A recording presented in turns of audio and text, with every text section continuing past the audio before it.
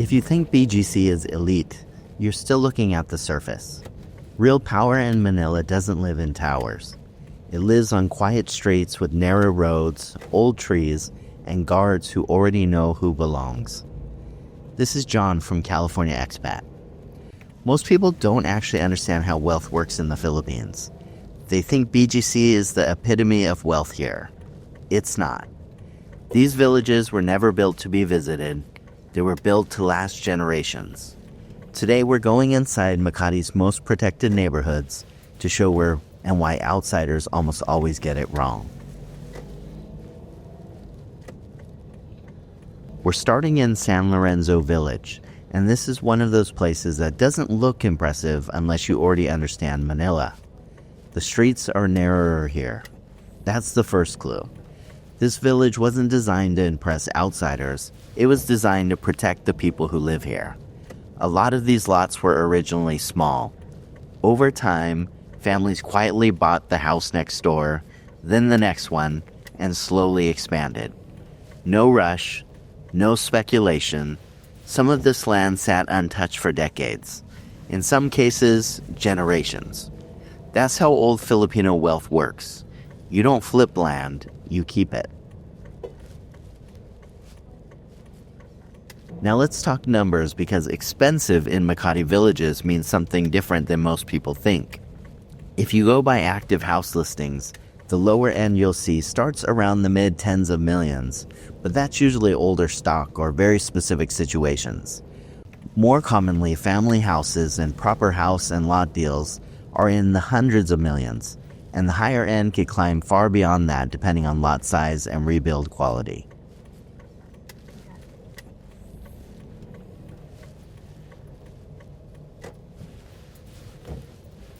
Today, per square meter, this is one of those neighborhoods where the land is the real flex, not the house, and you wouldn't know it driving through. That's intentional. The homes are low-key, very residential. It almost feels like parts of North Hollywood. Not flashy, not dramatic, just quietly expensive. One detail locals always notice is the street names. Streets here are named after national artists, painters, writers, cultural icons.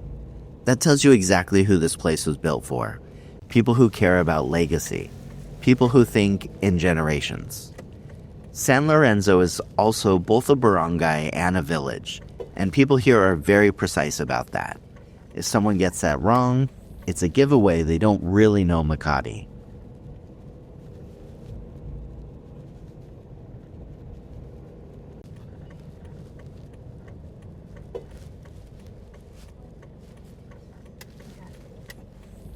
This is also a village where a lot of old Manila families, legacy business families, and second-generation political families ended up. People who don't want attention. People who don't need to explain anything. And already, the contrast with BGC is obvious. BGC is designed to be seen. San Lorenzo is designed to be left alone.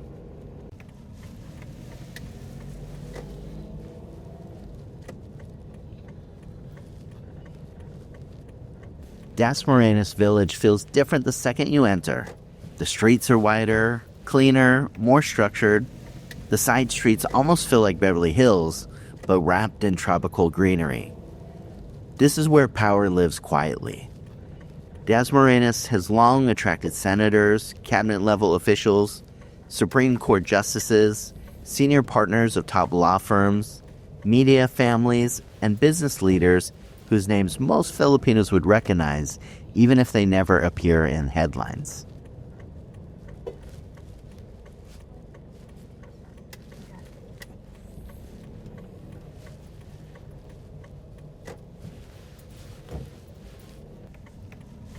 There's also a very concrete reason this area has a different security feel. The Chinese embassy's address and access points are in Dasmarinas Village, and that alone tells you what kind of zone you're driving through. This village doesn't have the mythology of Forbes, but it doesn't need it. It's expensive, but culturally more flexible, less ceremonial. The street names here are flowers. That detail matters. It signals refinement, taste, and control. This is not a village trying to dominate. It's a village designed to feel composed.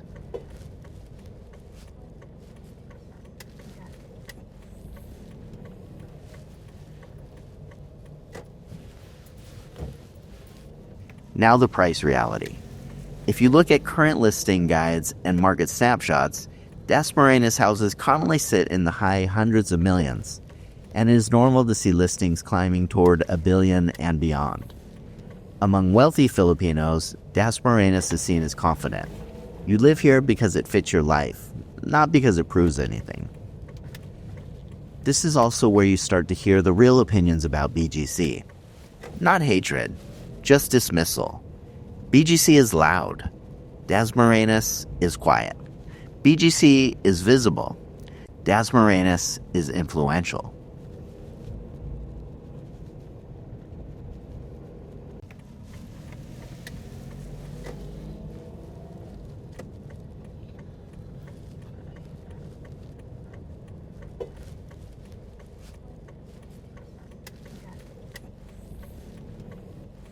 South Forbes is the original Forbes Park. This is where the conversation changes. This is old money territory. The trees are older, the streets are calmer, everything feels heavier, slower, more deliberate.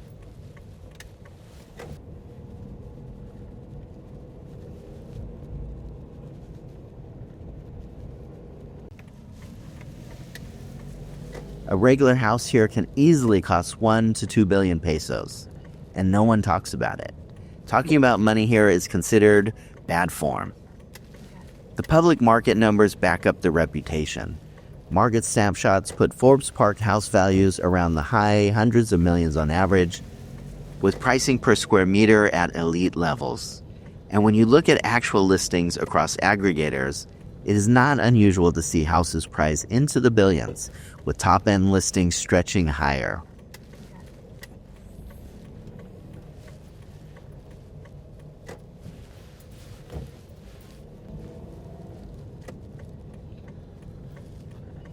Many homes still have large gardens. In Metro Manila, that alone is a rare luxury. You don't build gardens unless you're planning to stay. Street names here are trees and wood. That symbolism isn't subtle. Roots, permanence, stability.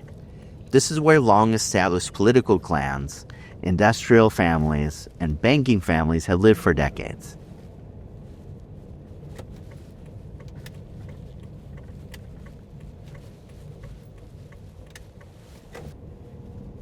It is also where diplomatic addresses show up. For example, official diplomatic lists place consular and embassy offices on roads inside South Forbes Park. And here's a detail foreigners always miss. Look at the cars. You'll see billion peso homes with surprisingly modest vehicles parked outside. That's not an accident. Flash is considered insecurity here. This is why people from Forbes don't take BGC seriously as elite. BGC is new money. Forbes is inherited land.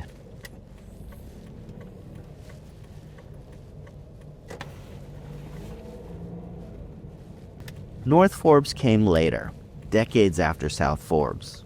It's newer, larger, more open. Some lots feel bigger. The layout feels more modern. Some families prefer North Forbes because it feels less rigid. Others still prefer South Forbes because history matters deeply in this country.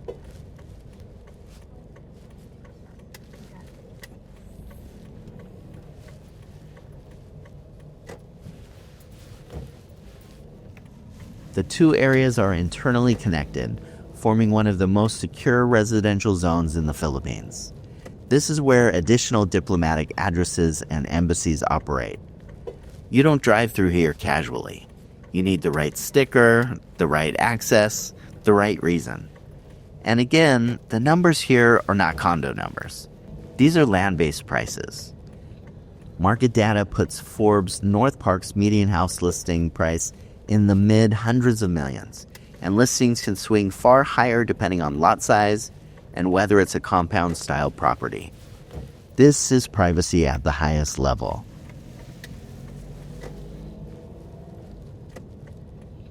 Again, the comparison with BGC isn't even close. BGC belongs to the public, Forbes belongs to the people who live here.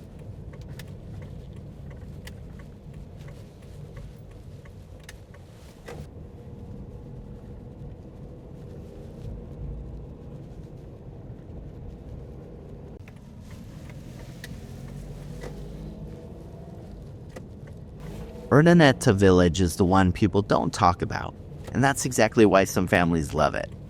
It's smaller, quieter, more understated. Developed in the 1970s, it still feels deeply residential. You'll see older houses, empty lots, and long-held family compounds, things you almost never see anymore in Makati.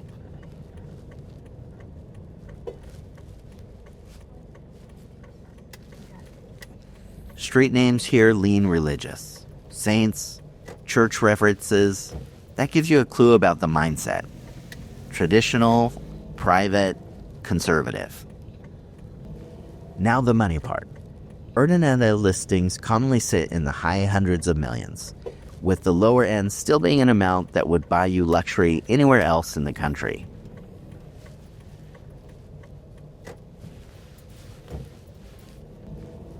One market snapshot shows a median listing price in the hundreds of millions, and listings available in a range that could run from roughly 600 million up to the 800s of millions.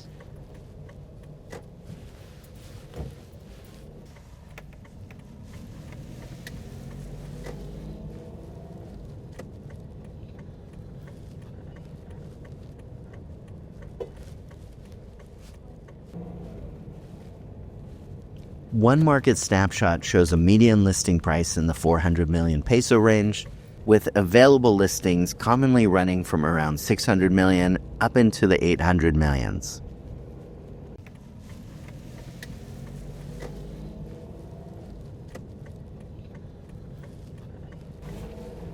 Urdaneta attracts families connected to legacy professions: law, medicine, academia, long-established family businesses, people who value routine over recognition. This isn't about prestige, it's about peace.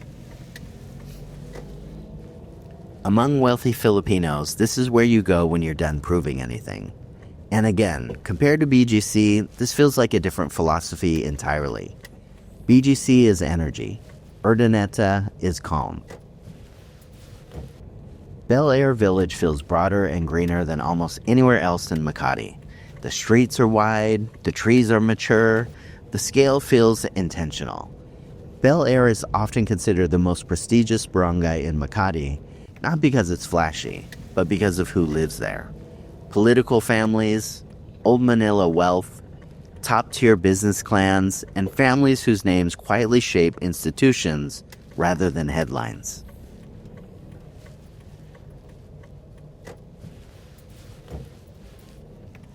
Bel Air has won awards for greenery, and locals take that seriously. Trees here aren't decoration. They're a statement. Permanence, stability. Parts of Bel Air also sit close to major corridors and diplomatic zones, which reinforce the reputation for security and discretion. Residents are very strict about boundaries. Not everything nearby counts as Bel Air, and people here will correct you if you get it wrong. Now the price reality. Bel Air houses commonly sit in the hundreds of millions. Market data shows a median list price around the 200 million range, and active listings can run higher, especially for larger lots and older compounds that are really being sold for land value. This is also where you'll find homes that have stayed in the same family for generations, houses that almost never go on the open market. For people who live here, there's nothing left to prove. If your family is established in Bel Air, that's the explanation.